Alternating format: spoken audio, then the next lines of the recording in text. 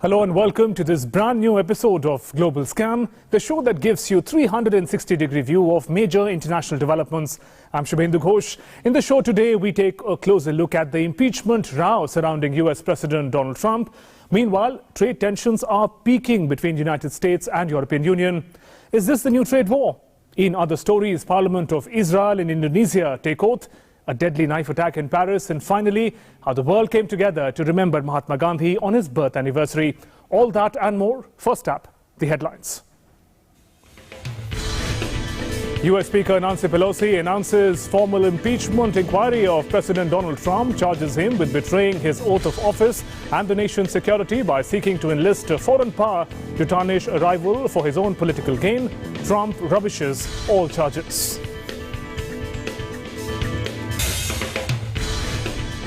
UK Prime Minister Boris Johnson presents new Brexit plan to UK Parliament. New proposals focus on maintaining an open border between UK's Northern Ireland and EU member Ireland, the key sticking point to a Brexit deal.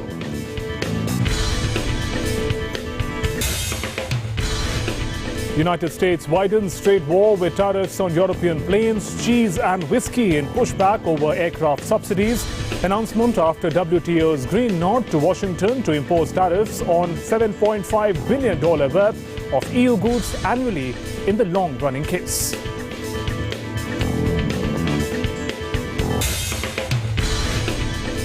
Israel swears in new parliament amid political deadlock. Netanyahu calls for a power-sharing deal with Gantz, a former general and political newcomer who also emerged from the September 17 election.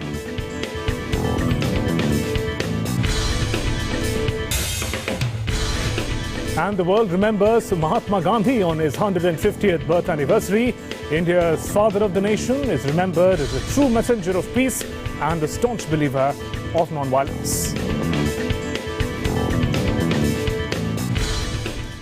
Now, US President Donald Trump's impeachment inquiry is gaining momentum, with the Democrats scheduling a series of briefing and witness depositions. President Trump has been furious. He not only rejected the impeachment row, but is in fact publicly called on China now to investigate the Democratic political rival, Joe Biden, the kind of request to Ukraine that triggered the impeachment inquiry in Congress at the first place. The Republican president said he believed both China and Ukraine should look into the 2020 presidential hopeful, Biden, and his businessman son, Hunter. Here's more.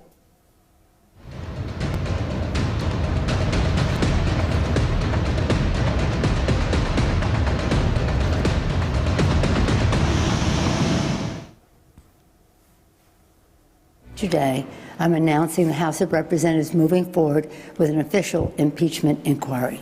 I'm directing our 6 committees to proceed with their investigations under that umbrella of impeachment inquiry. The president must be held accountable. No one is above the law. House Speaker Nancy Pelosi's chain of hard-followed reports that the US President Donald Trump had pressured his Ukrainian counterpart Zelensky in a 25th July phone call to investigate Democratic presidential frontrunner Joe Biden and his son. Trump is accused of breaking the law by pressuring Ukraine's leader to dig up damaging information on a political rival. As per the law, it is illegal to ask foreign entities for help in winning a US election. The controversy came to light after a whistleblower from within the US intelligence community lodged a complaint with an internal watchdog about Trump's conversation with Zelensky. Democratic presidential frontrunner Joe Biden blasted President Donald Trump on Tuesday and said he would support opening impeachment proceedings if the Republican president fails to comply with congressional requests for information on a controversial call with Ukraine. He also said he would beat him next November in 2020 and that Trump knows there is no truth in his charges and attacks. But the US President Donald Trump has denied all the allegations and blasted the impeachment inquiry. Well, the whistleblower was very inaccurate. The whistleblower started this whole thing by writing a report on the conversation I had with the president of Ukraine. And the conversation was perfect. It couldn't have been nicer. I saw Rick Scott. I saw many of the senators talking about it, many of the congressmen talking about it. Not a thing wrong. Unless you heard the Adam Schiff version where he made up my conversation. He actually made it up. It should be criminal. It should be treasonous. He made it up, every word of it, made up, and read to Congress as though I said it. And I'll tell you what, he should be forced to resign from Congress. Adam Schiff.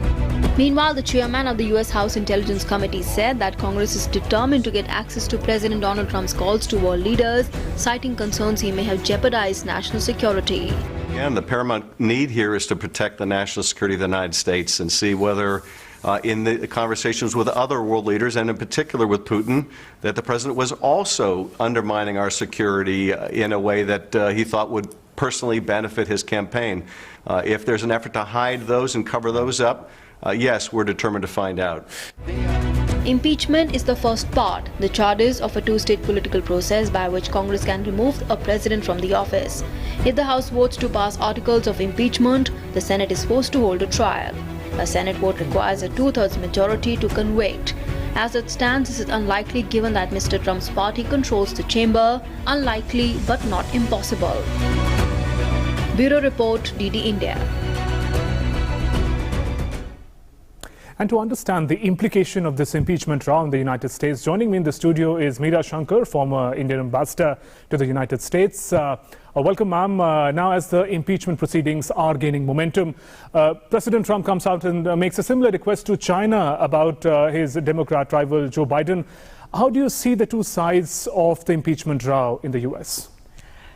Look, I think the Democrats have decided to launch an impeachment inquiry at this stage because of the whistleblower complaint about President Trump's conversation with the Ukrainian president, in which he asked the president to have an inquiry against Joe Biden, and also before that withheld aid which had been sanctioned for Ukraine by the Congress. This is being seen as an effort to pressurize Ukraine. Right. So if you recall the Mueller inquiry, which came to the conclusion that there had been Russian intervention in the US elections, but did not find any smoking gun to personally link President Trump with that interference, though they had found 11 instances of obstruction of justice, right, but had left it to the legislature to take a view. Now, in this instance, because of the whistleblower complaint, there is, and because now the transcript, if not the transcript, at least an account of that conversation has been released by the White House, that you know that this was directly a conversation between President Trump and right, the President of Ukraine. So it, you know, takes the gravity of the issue to a level where the Democrats have felt more confident about launching an impeachment process. Right, ma'am. Now, the controversies are nothing new for President Donald Trump, but this time over, how big a challenge do you think he's facing? He's facing a big challenge because support for impeachment has increased, but it's still like more or less evenly divided. Right. It's increased by about 6%, I think, during the last week, but it's still something like 47%. So it's more or less evenly divided, and it's very much along party lines. Whereas 90% of Democrats think that Trump should be impeached, right, about 88% of Republicans still support President Trump. So that's where we are. Generally, the assessment is that given that the House of Representatives is now controlled by Democrats and the Senate is now controlled by Republicans, that there could be an impeachment by the House of Representatives, but the actual trial and removal, if you know the US process. Right. I'm just coming to the process, ma'am. 200 years, 240, over 240 years of American democracy, never has a president being removed from the office. There have been several impeachment procedures in case of Johnson and Clinton. The House even impeached, but the Senate acquitted them. So how complex is the procedure? Never has a president been removed from office. It's very complex, and that is because this is the highest office in the land. So while I think the US Constitution, while putting in a provision for impeachment to ensure that nobody is above the law, even the president, has made it a more complex procedure so that it's not a procedure which is undertaken lightly. The House of Representatives begins the impeachment process and actually can make a determination that this is a case fit for impeachment. Okay. The reasons for impeachment are bribery, treason, and high crimes and misdemeanors. Right. Now, this phrase, high crimes and misdemeanors, has not actually been defined in a very precise way. And do you also see political symbolism, given that next year, November, the elections to the president's office happen in the United States? How high is this particular row on symbolism? Well, I didn't finish about the procedure, please. because after the House makes a determination that this is a fit case for impeachment, then that's like an indictment by a jury, which basically is a statement of charges. Right. But the actual trial and the removal from office can only be on the basis of 2/3 of the US Senate voting for it, and that trial is presided over by the Chief Justice of the United States. So as you mentioned, there have been 3 instances where presidents have been impeached in the US: Andrew Johnson, Bill Clinton, Richard Nixon.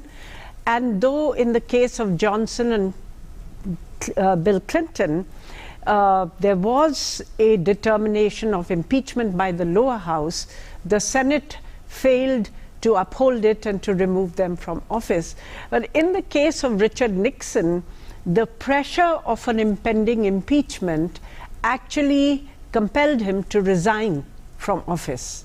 So you had a voluntary resignation by the president propelled by an impeachment process, but no case of impeachment where actual removal of office has been the determination. How the House and the Senate stand right now, and the sort of majority the Democrats have in the House and Republicans in the Senate, what are the possibilities that you see? I mean, do you think it's going to go in a similar fashion as it has in the past? Well, it really depends on how public opinion shapes up.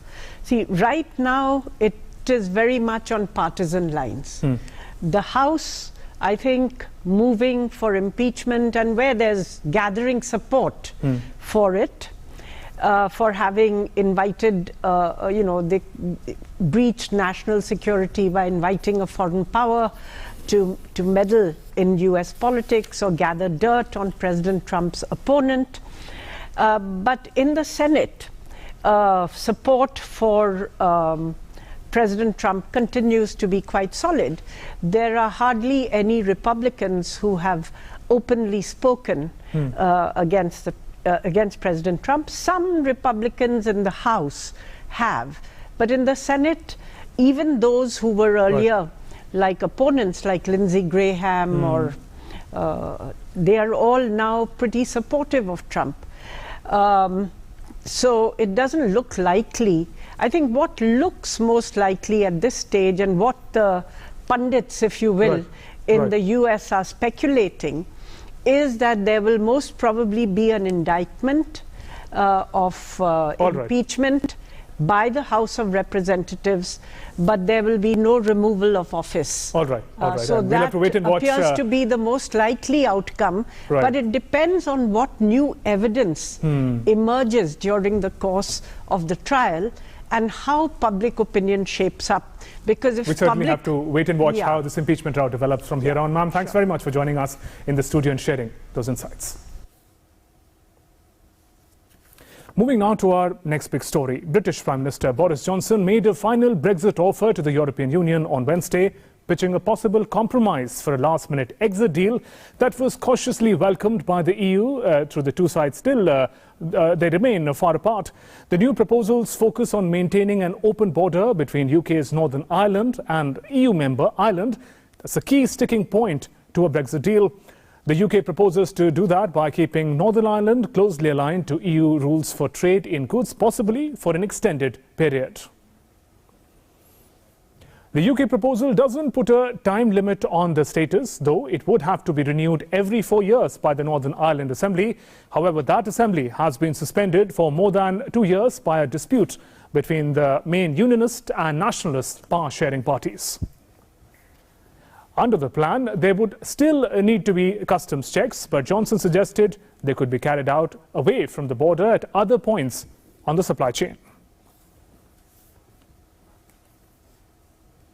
But EU Council President Donald Tusk said we remain open but still unconvinced the plan can preserve an open border between British-run Northern Ireland and EU member Ireland after Brexit. That's a key point of disagreement, as we mentioned earlier.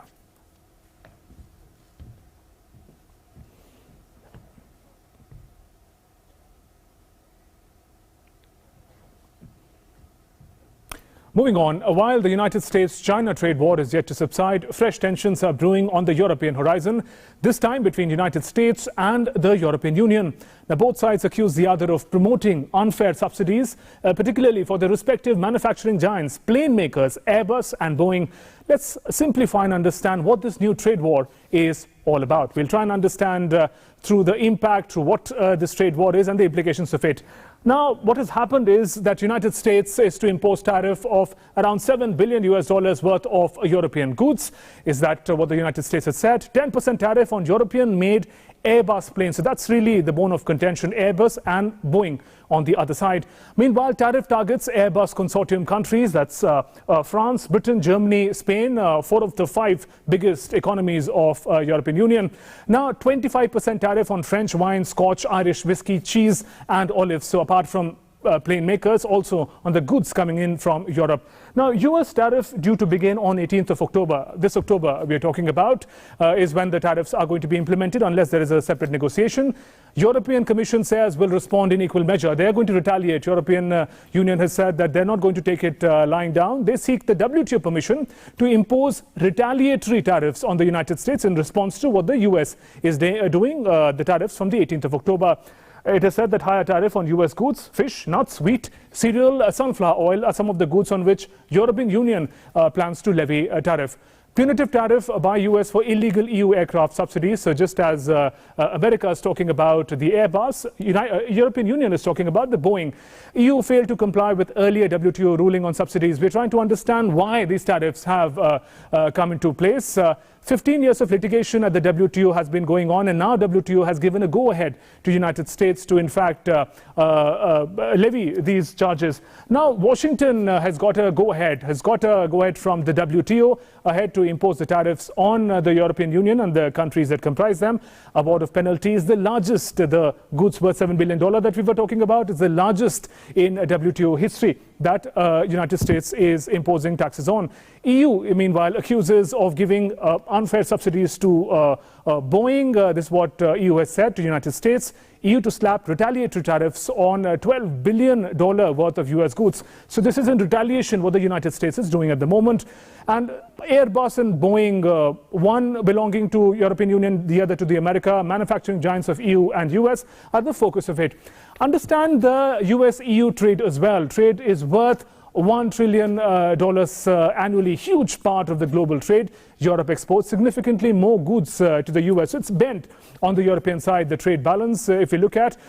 Meanwhile, in 2018, European Union exported to the US goods worth $445 billion. We'll see how it's higher from what the US exported. Now, US exports to European Union was around $318 billion. So there's a significant difference that has happened. We look at the graph to see over the years, in fact, how the final one is of 2018, and it shows how that green represents what the European Union exports to the America. The blue represents what the European Union, in fact, imports from America. So we see a distinct difference. What is the impact of this trade war? it's going to trigger serious escalation of transatlantic tension. The world is already dealing with US-China trade war outcome, and the impact of this new trade war is going to be adverse on the global economy. WTO, in fact, has slashed the 2019 world trade growth forecast from 1.2% to 1.2% from 2.6%, nearly half, 50% low down, it has reported. Asian markets, Seoul, Tokyo, they've been reported a downfall in the market as well. EU already is under pressure, and the new tariffs could further, in fact, dampen the growth, the economic growth in the European Union and the countries that comprise it. Aircrafts are going to become expensive for both United States and EU if this trade war is to continue. Also, Americans who are going to pay more for the European goods that we mentioned, cheese and wine and other things on which America intends to levy more tariffs. Airbus has said that tariff could in fact harm its United States supply chain, because a lot of it is based across United States, some 40 states of US. It's going to impact 275,000 jobs across 40 states of United States if United States is going to go ahead with these tariffs. So those were some of the ways in which we try and understand the implication of the US-EU trade war. A certain positive signaling that is coming is that there is scope for negotiation between the two sides. Remember, the deadline is 18th of October. There's still more time for the two sides to come together on the table and make sure that the differences between them doesn't impact the global economy. Moving on, in Paris, a police administrative worker went on a knife rampage inside the force's headquarters, killing 4 people before being shot dead by an officer. There was no official word on the motive for the attack, which took place in the heart of the French capital near Notre-Dame de Paris Cathedral. The area around the police headquarters was sealed off, and the nearest metro station was shut for security reasons. According to police sources, the assailant had experienced issues with the supervisor. Meanwhile, Israel's new lawmakers were sworn in on Thursday, while attempts by Prime Minister Benjamin Netanyahu to form a unity government with his strongest political rival, that's centrist Blue and White Party leader Benny Gantz, seem to have reached a dead end. Netanyahu has called for a power-sharing deal with Gantz, a former general and political newcomer, who also emerged from the September 17 election with no clear path to governing majority in parliament. Gantz has said that his party would not forge an alliance with Likud, party of Netanyahu, at its helm, citing looming corruption indictments against the Prime Minister, who has so far denied any wrongdoing. And also, Indonesia's parliament was sworn in this week for a new session with 575 new members from 9 different parties taking oath amid sporadic violent protest against several new or proposed laws. The newly sworn-in parliamentarians face many challenges, such as revisiting the legislation that includes new criminal code. Indonesia went to polls in April to vote for the president, members of House of Representatives and the Senate, and the provincial and regional legislative councils as well. President Joko Widodo won a second term with him and his allies controlling over 65% of the total strength, which is more than Widodo's governments in the previous term. Hong Kong protesters destroyed metro stations this week as the anger grew against the police. A day after an officer shot a teenage demonstrator, hundreds of protesters gathered at the playground to show their opposition against the shooting, but also to push for democracy in the former British colony. Police have said the officer who fired a live shot was under serious threat and acted in self-defense in accordance with official guidelines. Protesters have previously been hit with anti-riot beanbags rounds, rubber bullets, and officers have fired live rounds in the air, but this was the first time a demonstrator had been shot. Moving on, Japan seeks to fix its tattered economy and raise funds for social security services, for which it has now resorted to increasing the sales tax in the country. Japan rolled out a twice-delayed increase in the sales tax to 10% from 8% early this week, a move that is seen as critical to tip the economy into recession by dampening consumer sentiment. The government has already applied measures to mitigate the pain on consumption, mindful of avoiding the effects of the last increase in 2014, which in fact led to a severe economic downturn. Now, to ease the pain on low-income households, some food and non-alcoholic beverages will be exempted from the higher tax rate. Japanese Prime Minister Shinzo Abe said the tax hike would help pay for social security services in an aging society that Japan is, such as making preschool education free, lowering nursing care, insurance premiums, and providing payouts to the elderly with low pension benefits. This tax hike will be a big step to proceed with an insurance system for all generations under which children and the elderly can feel at ease. As for impacts from the tax hike, we will monitor them closely and take all possible steps. And the world remembered Mahatma Gandhi on his 150th birth anniversary. Gandhiji's favourite bhajan, Vaishnavajan, and the principle of non-violence echoed across the world. We're now leaving you with a special homage to Bapu. Namaskar.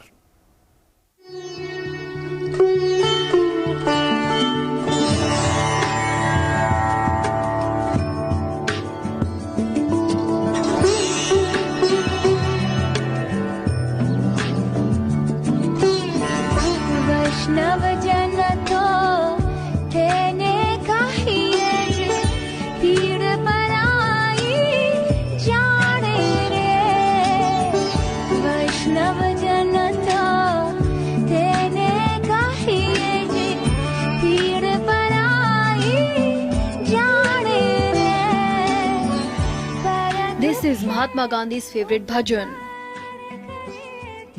This can be heard across the globe on the occasion of Mahatma Gandhi's 150th birth anniversary.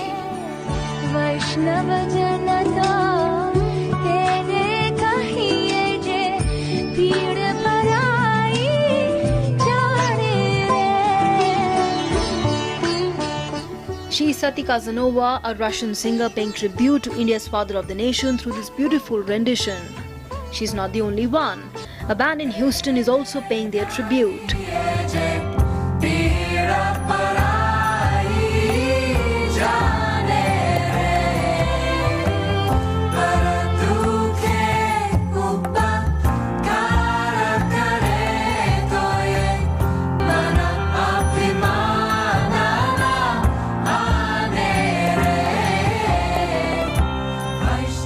And that's not all. The government of Bulgaria released a special commemorative stamp and the first day cover on the occasion of the 150th birth anniversary of Mahatma Gandhi. The exhibition, Mahatma Gandhi, The Power of Truth, showcases the works of painters and sculptors who created special artworks as a tribute in Sofia. Eminent personalities across the world resonated Gandhiji's principles of non-violence. United Nations Secretary General Antonio Guterres took to Twitter and wrote, Mahatma Gandhi pioneered successive non-violent movements that changed the history. 150 years since his birth, Gandhiji's philosophy is at the core of our work at the UN. May his courage and conviction continue to inspire us on Wednesday's International Day of Non-Violence and every day. Celebrating Mahatma Gandhi's principles of non-violence, the Indian Embassy at the Netherlands organized a Gandhi March for Non-Violence at The Hague to commemorate his birth anniversary. Similarly, his statue was unveiled at the Indian Embassy premises in Kathmandu. This is the first statue of Mahatma Gandhi in Nepal. The Indian ambassador to Nepal, Manjeet Singh Puri, unveiled the Gandhi statue. There was a program organized in Dubai as well. Hundreds of people attended the Walk the Peace and Tolerance program at the Indian Embassy on the occasion. A rally was also organized on the occasion in which children participated. Dubai's Burj Khalifa, the world's tallest skyscraper, paid its tribute to Mahatma Gandhi on his 150th birth anniversary by a special LED projection.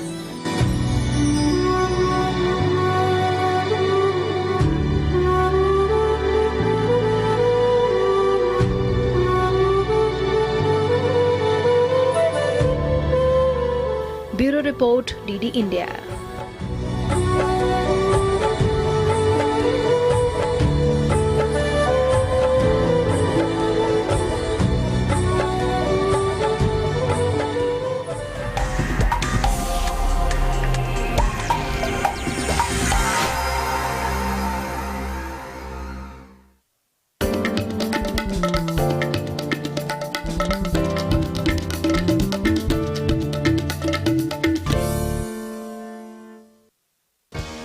खबरें कठोर इरादों की, खबरें अनगिनत हौसलों की, खबरें सपनों की ऊंची उड़ानों की, खबरें सोच बदलने की, खबरें असंभव से आगे निकल जाने की। गुड न्यूज इंडिया जरूर देखता हूं और वहां में पता चलता है कि हमारे देश के किस किस कोने में कितने कितने लोग किस किस प्रकार से अच्छा काम कर रहे हैं। सकारात्मक सोच, सकारात्मक खबरें।